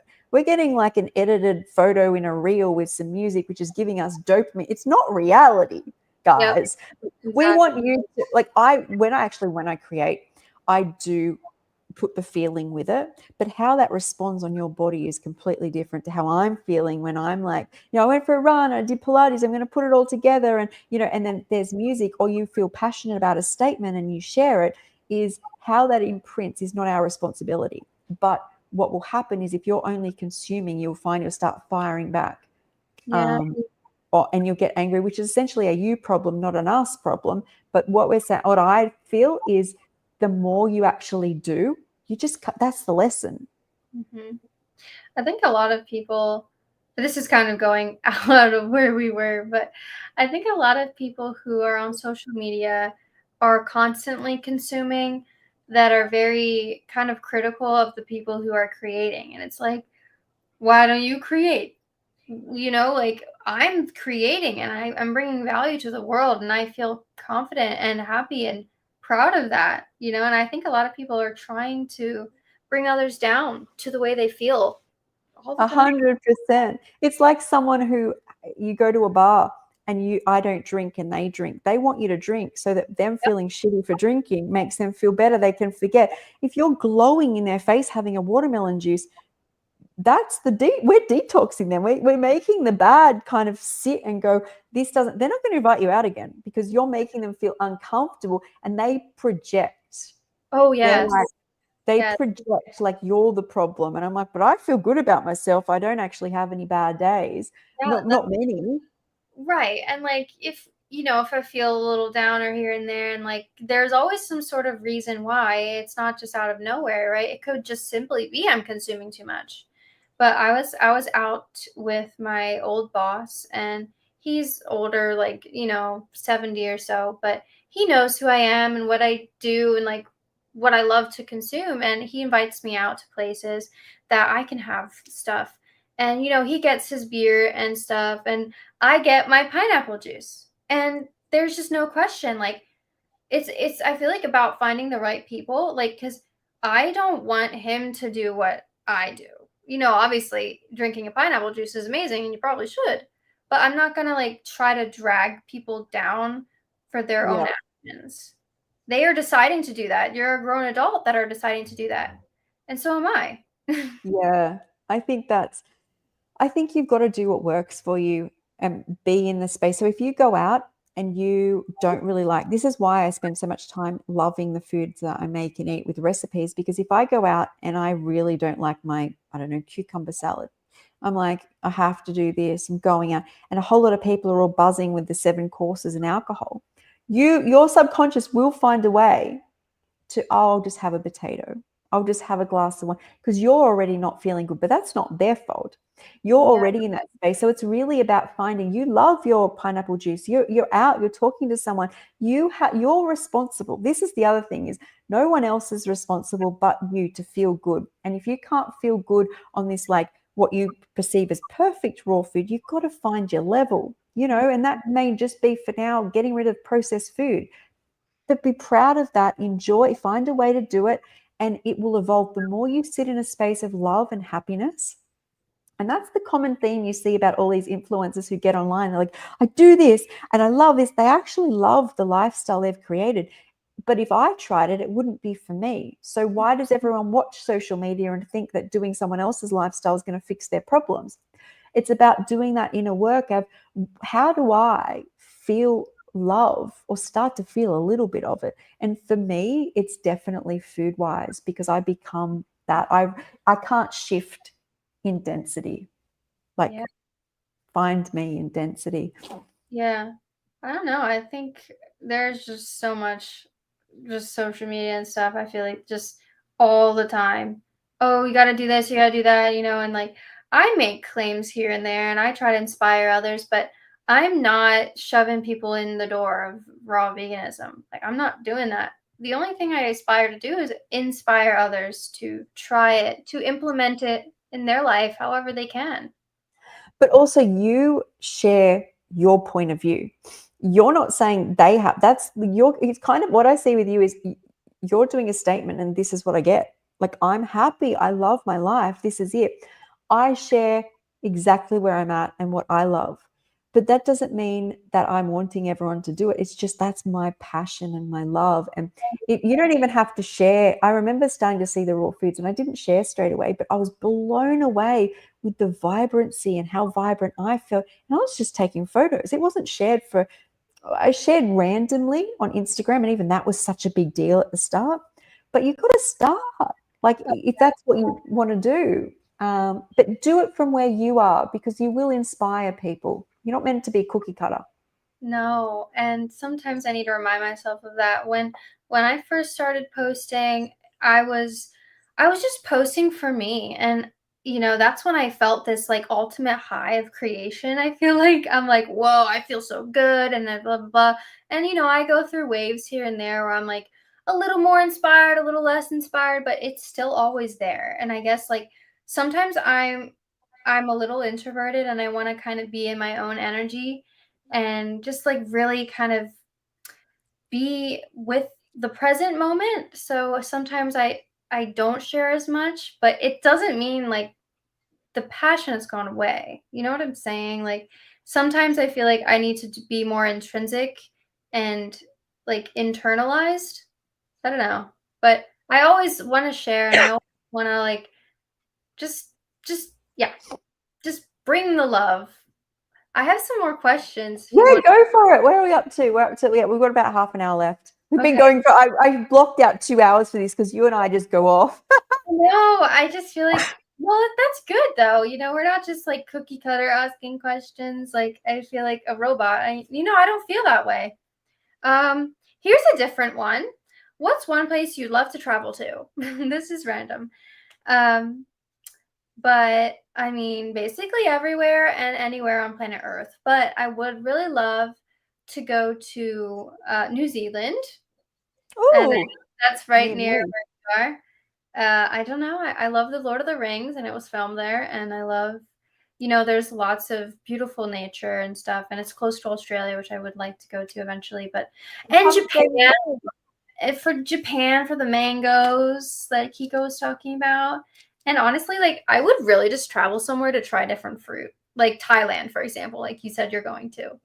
It's like the dream really is to just travel, like with everyone I'm connected with, is just keep traveling. You don't feel fear like you need to stay connected. I will say when I was really sick is not that I could travel because I was pretty sick anyway, but the first thing would come up would be like, where would I see doctors? What hospital would I go to? Like there's a lot of, that's my situation, but a lot of people sit in a space of why they can't do things. And when you go raw, you feel so free. Like you could just go to New Zealand or you could go to Thailand and you don't need much. You can just take yourself and some friends and some fruit and you'd be so happy. And that makes the world a very light and bright place when you can be happy Yeah. on a beach with fruit anywhere in the world. Oh my gosh, yeah. That's where I want to be right now. But it's been raining a lot today, and I'm like, it's gonna see the thing is there's a perspective. This is random. But I was thinking like, oh, it's raining so much and I can't go on a walk because it's raining and blah blah blah blah. But in the next few days it's gonna be sunny and it's gonna be so bright and green because of the rain. I love that. I'm like, wow, like, yes, this is needed. It's needed because if you don't have the rain, it's gonna be like brown and dry. It's like fruit. If you're not hydrated, if the earth isn't hydrated, it's not gonna flourish. It's not gonna be bright. It's going to lose its vibe. Exactly. It's gonna go downhill. It's like got a self-sustaining vibe, right? So it has to rain and it's not a negative thing. When you start seeing that in Mother Nature, it's so at peace.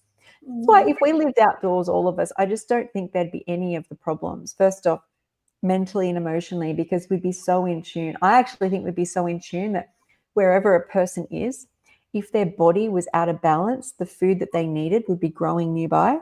I Oh actually feel like that we like, there might be people like the earth provides what we need in the sense that maybe there's people who have a sensitivity to a fruit, their microbiome, they've just evolved that way. There'd be a green that grew nearby, which would be drawn to, that complements it, which actually would yeah. improve the race, meaning it would the human race improve the earth. Like I just think we're so disconnected from, like we're worried about like things like amino acids or what's this person say or this person knows more, or and you get rid of all that. Right. You're I just think like, I want fruit and a waterfall and I'm good. I sometimes feel that way. I'm like, I should be more outside. And I live in a climate where there's really cold winters, so I can't necessarily do that all the time. But I could go camping more and like be outside more. And I always am like, I need to be outside more and more and more. I'm like, where was all this stress? It's gone now because I went on a walk. When you're Yes. stressed, your nervous system literally regulates itself being outside. It's Yes. just beautiful. It's actually unbelievable. What I was just talking to JJ about grounding in the electromagnetic field of the earth and cravings, and that when we are disconnected from the earth, the cells of the body, the gateways, that potassium, the sodium, they just start opening, and protons, electrons just start flooding through. Molecules, amino acids start flooding through into cells. Then we crave. We're dysregulated. The electromagnetic field is out. So and it's going to be like you might need sodium. Pizza. You need pizza. You think your cravings and you're a bad person and you're being punished. And no, if you're outside, and I was saying, like, when I was in Bali, before I went to Bali, I was high fruit. But I went to Bali and I'm in a swimming costume all day. I'm outdoors all day, feet on the earth, eating tropical fruit fresh from the tree. You don't think about these things. The body doesn't even need that much. Um, and when I healed myself, I was outdoors all the time. I went through a stage of having really bad histamine issues, would not stabilize, could not get my mast cells to stabilize. And I had to go to a netball game of my niece's, and I was going through a stage of just grounding all the time because my nervous system felt calm, felt regulated. And I was actually having such a bad reaction. My throat was actually tight. So with histamine issues, you can get anaphylaxis, you can get breathing issues. And, without getting into it too much, I went to the game with my shoes off and I'm in the sun. 15 minutes in, all symptoms gone. There's Beautiful. something somebody would take a pill for, but literally most of our problems can be solved by eating the diet we're meant to do and just getting outside. We really overthink things. I used to have such bad allergies, like you were talking about, like the throat and the breathing, and I used to get like really red, watery, itchy eyes, and I didn't have Yeah. that for years. I used to take a Benadryl every day because of that, and it would make me drowsy, and it was terrible. And I felt so irritable. That was like one of the side effects was like feeling irritable. I'm like, this is terrible. Because histamines work in the brain and motivation. A lot of people can put on a lot of weight when you start blocking the receptor sites with antihistamines. Also, antihistamines don't get rid of histamines. They block the receptors that the histamines can sit on. So you're still flooded. Right. It's like it's another illusion that we live in. Yeah. Essentially all my issues were mast cell activation. Most people's inflammation, it's all mast cells, all the histamines and these granules they release with like cytokines and prostaglandins and lots of other stuff. But essentially we talk histamines a lot because they're the ones that cause the hives, the runny nose, the eyes, and it can come from sitting around. These are alternate currents, and the Earth's field is a direct current. So I'm already throwing off my body, so you can get histamines. Yeah. Some of the foods, fermented foods, older foods in the fridge, and going on raw foods lowers that massively. So when you go outside and there's pollen, you won't have those allergies because your bucket from what you're doing in your life isn't full of histamines. Like it's like an overflow effect. Oh yeah. I definitely had that. I feel like at the point in my life. Hello. He wants out. Hold on. Go But for it. hold on. Yes. It's so interesting. I don't know whether I do many lives without raw vegans who have animals. I'm so connected to like animals. I love Oh it. my gosh. I would have the whole zoo at my I don't like zoos, but you know what I mean? I would have like so many animals, but I like the thing is too with that is, I got my two cats from the outside. They were strays. So it's not like I'm going to a breeder and buying them. It's like, you're saving the animals. So I guess I don't really want to kind of take them away from their natural environment, but cats, they're domesticated, so they can't really be outside. I mean, they can in some areas, but I want to talk about this because I don't know if histamines have maybe somewhat to do with sleep, but Yes. okay, well, this person was asking, what are some natural ways to improve sleep? And I think that's a good question because sometimes people can really suffer from sleep. And I notice with myself, if I don't exercise during the day, I don't sleep as well at night. So that's one of the things I always try to get my body moving and eating really well and eating a few hours before bed, not eating right before bed. I feel like definitely will help you sleep and feel more energized. um Yeah. what do you think? Okay, so I think the basis of this, and I'm not saying you have to be raw, but I would say like plant-based, eat or a healthy diet, and don't eat close to bed, um, because your digestion will keep you awake. Exercise, nature, sunlight, low stress, all these things that people are like, oh, I got rid of all those. Most people didn't. You've really got to work on yourself with sleep or gut health or hormone health. And then, now this isn't a magic fix. You really have to get those in line. But then if that doesn't work, you can do sleep hygiene, which essentially what they do, because I've been in a lot of psychiatric hospitals and I've learned a lot of tools along the way, is yes, they give you medication, but if at the same time every night they dim the lights, they turn the television off, you have a cup of tea, there's no more stimulants. So you're having chamomile tea, you all go to your rooms, phones are taken away, you put a sleep mask on. Yes, it's not going to fix it overnight, but if you do that at the same time, it's work. It's doing the work. You do it at the same time every night, and you put on your pajamas so your brain is thinking of sleep. If you do Yeah. it at the same time every night, it will have an impact. It may not fix severe insomnia, but you're training. You have to get into training for this. So there's like no blue lights, and this is why people don't do it, because they're like, oh, that's too simple. You have to do the simple things before you get to the more intense things, right? So sleep hygiene, and you can make yourself just a little kit with lavender. There's some lavender on your pillow, chamomile tea, put your pajamas on, face mask, and no phone, and do this the same time every night. Yeah. And that's really important. Now, if you've done food, exercise, diet, low stress, and you've got your sleep hygiene in place and you're still having problems, magnesium. I use one by Fusion, which is only in Australia, and many people have tried to find a mimic of this one because the combination helps me with my gut as well as, and it's the only supplement I really take, the only treatment I really take on top of everything I do. And my magnesium levels were fine. It to me is just probably an absorption thing. My body needs a lot of it to rest up because magnesium plays a role in everything, but Yeah. especially muscle relaxation, nerve, I mean, dopamine, serotonin, everything that needs to regulate. Um, and I don't know which magnesium it actually is. I think it might be, I don't know. I use one by Fusion in Australia. It's called Magnesium Advanced Fusion. But this is the thing I need to get clear here is this is not a pill. You can't just eat crap, be stressed, and think you can take magnesium and it will fix. You have to do what people don't want to do. Right. It's like a lifestyle change. I think a lot of people are like, they would rather take a pill, like a statin drug, for example, Yeah. rather than eat more vegetables and eat less saturated fat. It's like sometimes the simplest solutions really are the solutions. What do you have to say about melatonin? Do you find that to be helpful? No.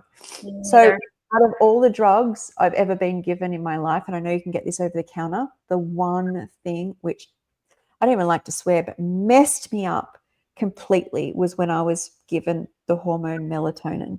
I would literally wake up the next day, and you name a drug, and I bet I've had it.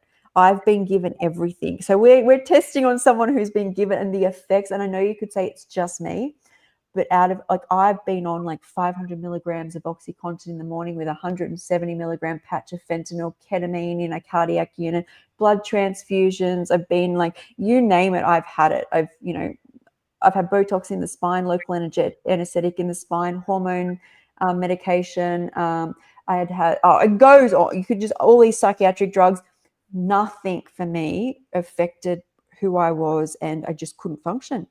Mm. And it's like you start playing around with the brain. I would highly recommend staying away from it. I I don't totally even like that I use magnesium, but I noticed that I don't have a stomach, and I noticed by taking it at night, I would fall asleep better. Not only that, I would wake up and my bowels would eliminate a lot better. But remember, I'm not digesting like normal people either, and I'm doing raw foods all day. I'm doing exercise, nature. I'm trying to keep my stress down, and then if you need something, then I would go with the path of least resistance. Right.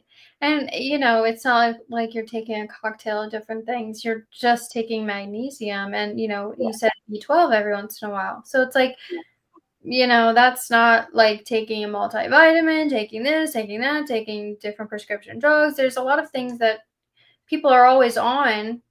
Most of the American, like over half the American population is on 3 different prescription pills. So I was looking at these statistics and like that is a lot. Like I Mhm. feel like it's probably similar in Australia. And it's like, you can't combat all these problems and just thinking that, oh, well, I'll just take a big dose of Dayquil or NyQuil to help me sleep. It's not actually helping you sleep. It's just knocking you out. You're not having quality sleep. And then you need to get up and have a coffee. And usually you have one coffee. Now you need 3 coffees. And then you're wired. So now you're starting to do something. How do I relax? Now I need some sort of Valium or sedative. And you'll find people's purses have uppers and downers, even if they don't think they do. It will just naturally have to occur, or they'll drink. I'll have to have my red wine before I go to sleep. And that's the nature of pharmaceutical drugs. Also, if you have histamine issues, which most people do, is you can have a reaction just to the magnesium, or this is why I can't take anything. I mean, this magnesium seems to work for me, but I can't take anything because I react before the drug's released. Not drug, but even if I start taking zinc and I start trying to take L-tyrosine and all of these amino acids or something, and this is why raw foods work, is I don't get that reaction. So before you get these drugs, and then that's why I come back to my body recognized raw foods. That's the biggest download or feeling I got. I was like, this just feels like it knows what it's supposed to do with what I'm giving it. And that's why, especially at the start, I ate very simply. It was like, this felt so familiar, even though I'd never really eaten this way. Yeah. And as soon as I'm deficient in iron, you probably don't need to put a ton of iron in. More than likely, it's vitamin C, it's B12. Like you've got a damaged gut. There's so much that it could be. Right. It's not always about what you eat, or not even not like what you consume. It's more so what you're able to absorb. And a lot of people, they might be downing like an iron supplement, but still have Yeah, anemia. And that's because you can't absorb it, or it's going somewhere else. It's like, you just have to trust your body into thinking like, oh, I actually don't need the supplement if I feel like I'm doing all that I can with my diet, like you said. And like, I personally don't supplement like anything, and I'm fine. Haven't had any issues here and there. I need a blood panel. I like to do one once a year just to check on everything. But I have never yeah. been deficient in iron. I've never been deficient in anything. And I don't take any vitamin D supplement. I've gotten that so many times, like, you need a vitamin D supplement, blah, blah, blah. I'm like, I get outside for 30 minutes. That's all I need. Like, at least 30 minutes a day. So I want to talk about iron for a second. So when I was eating a normal diet and I had my severe back pain and they had me on medications for that and scans for that and surgeries for that, is I was getting lower and lower in iron and my hemoglobin was getting low and I was getting anemic.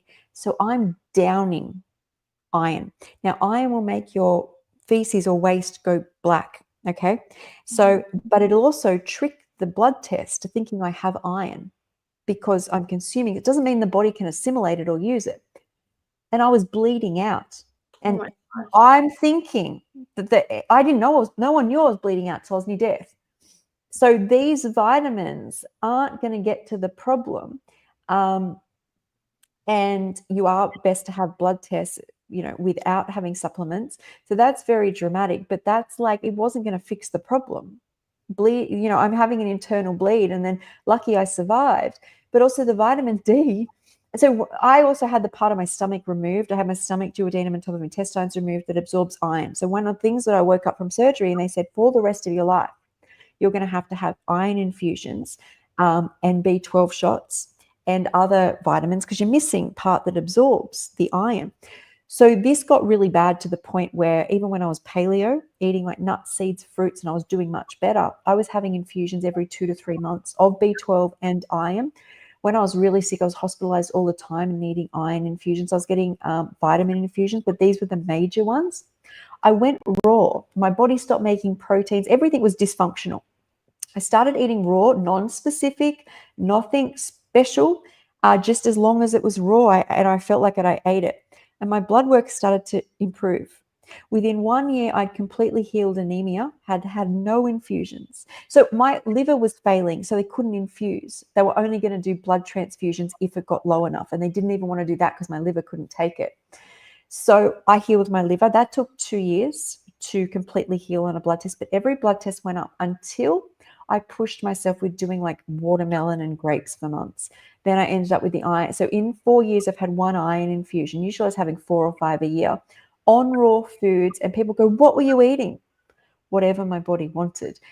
There was a lot of greens, and I think that's why I crave veggies. And someone's asked here, you're in Australia, what fruits are you eating? Truthfully, in winter, I eat a lot of veggies, and I'll have some avocado with it. And then when summer comes, I get back into the summer fruits, but I just crave veggies in winter.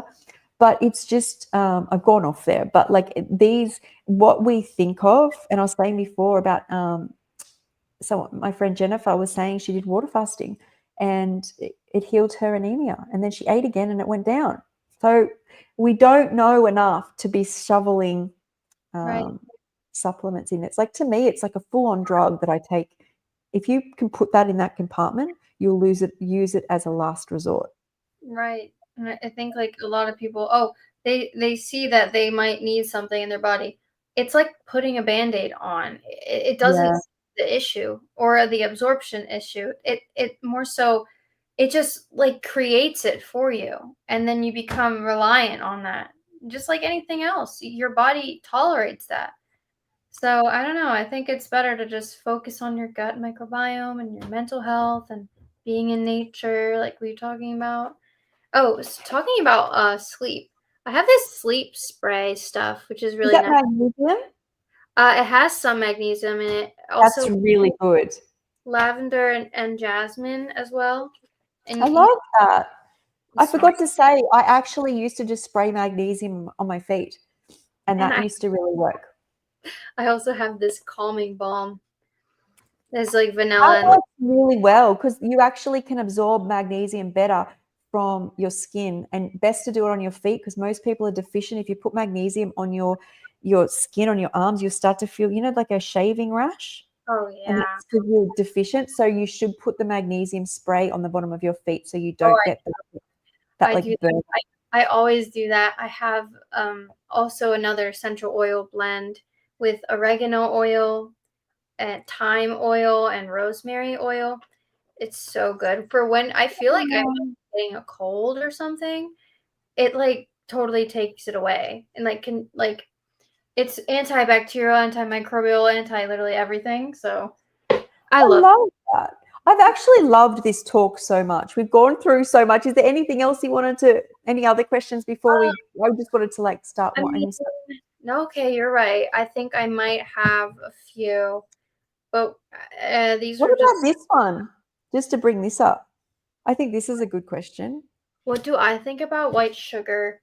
I think, like a lot of things, there are, a lot of misinformation about sugar, white sugar, cane sugar, brown sugar. There are a lot of things that people say. And here's my personal perspective. Like, if you have a high fat diet and then you eat very refined sugars, you can start to have blood sugar issues. It's not the sugar necessarily itself, it's more so like the high fat diet that the insulin, you become insulin resistant basically. So, I mean, personally, I don't eat white sugar. Like, I normally gravitate towards organic cane sugar, raw cane sugar, coconut sugar if I'm doing that.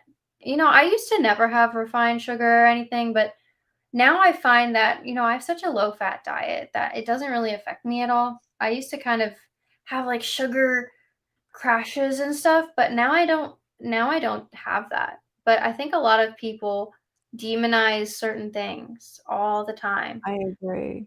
I don't demonize sugar, I guess I keep it mostly whole foods. To just be honest, like I don't have anything against white sugar. It's just I personally normally keep it whole foods, and I know you probably do too. But if you're eating a low fat diet, incorporating sugar, I personally, don't really see an issue with that. But in my experience, I like to use like dates or something, or maple syrup, or like a whole food sweetener, Yeah. because I feel like I have more stable energy that way. Um, but if you're eating a lot of fiber in general and have white sugar in it, like I said, I don't have any qualms with that personally. But what do you think about that? I think as long as the focus isn't sugar, I know there's like a phase of this like sugar diet, and then Mhm. people are having like things, what are they called? Sour patches, and they're having soft drinks and they're adding more sugar and they're going, I'm losing weight. But is that the goal? Is the only goal to lose weight? Like, I think if you have whole foods and you want a bit of sugar on it, go for it. It's like any of the condiments, like as long as you know its place, it's not your diet. You're not going to have like just sugar for a meal. I think I've worked so hard at not having the part of a food because it was like my body healed just identifying with complete food. Yeah. Complete's a weird word for this, but like the whole food. But Yeah. if you want to add, it's like a condiment. Like it's like I add some turmeric to a salad or some Or it's onion like powder. salt. It's literally like salt. It's like, Yeah, it's like it's one of those things. It's like I don't live off salt and I don't live off sugar. mhm. And it enhances the flavor of whatever it is. So like when you put salt on something, it Yeah, just enhances that flavor. It brings out the saltiness. When you put sugar on, it brings out more of the sweetness. So yeah, if I feel like a fruit isn't as sweet as I want it to be, I would put sugar on it. Or if I feel like maybe a veggie isn't as like salty or savory, I might put a yeah, little sea salt on it. Like yeah. I don't limit myself like no salt, no this, no that. It's like that's just too structured Mm. and strict, and I don't live like that. I think also people need to take responsibility for their own health. Just say every study in the world said that white sugar was fine in moderation, and you try it and you keep having reactions. Don't keep justifying harming yourself by continuing to have it. You're like, dates work better, but apparently table sugar's fine. So I'm going to keep doing it. That was something I really had to accept. This journey is really about embracing what works for you. There's periods I can have salt, and there's some days I'm like, I just can't have it. It's not working for me. It's your responsibility. It's not your brain's responsibility to go, well, studies say, because that's, I think, keeps people just as sick. So if you have some white sugar on your morning watermelon or even I know when I was in some hospital, here we go. When I was in hospitals, I'd add salt and sugar to my meals. I wasn't raw. I wasn't even vegan at this stage. But I mean, that's how bad the food was there. I'm just, like I just think if you can follow what your body needs, you're going to be winning. Like you're headed in the right direction as opposed to being, well, basing everything off what's happening to other people. Right. It's like your experience is your own, and you can't always get everything from the exterior. Like I feel like we need information, always guzzling down content and information. It's like, how do you feel about that? How do you physically feel about that? Like, we need a little more self awareness and quiet time with our own thoughts and goals. And yeah, It's a and I'm soul learning journey. today, huh? So we talk about all of this to inspire and to help and to not be so confronting. Like that's what my channel's about, is just like the truth of it all. Um, but you really have to remember that we do all this. Why do you do all this? Some people, you are Christianity. I believe in this soul journey, which I think most of the same different religions, it's all about this soul. I believe my soul came here and to have this experience to strengthen, to grow in ways I can't understand as a human. But I go through bad times and I go through good, and no one knows what I go through, even though I can tell my story and people can go for a split second. Oh my God. They're then like, oh my God, I got to cook dinner. I got to get the kid. They're not worried about what I went through. It's only me. So your experience, like you have to understand why you do things. I don't just get up every day because I feel good from the food. I do it because I love myself and my soul's here for this ride. I agree. Yes. All right. Okay, that was amazing. It was a really good live. So It great. was. It was. And we'll come back and do more. I like it. Do you like doing these Oh, questions and yeah, answers? I still have a few, and I know that you have some too. We didn't even get to yours. We did. So, Miranda, you have to find a time and come back Yeah. and we'll do this. Maybe not next week, but maybe the following. I have a really busy week next week. Going out of town, doing all this stuff, and it's just anyway, yeah, it was fun, and we'll definitely have to get in another live soon. We will. Thanks, guys. You Thanks make everyone this for your I feel questions. like we're in like a little talk room. I It's like know. we're in personal talk box. Yeah. So, yeah, thank you. Thanks, Miranda, and we'll see you soon. Hey. Bye, guys.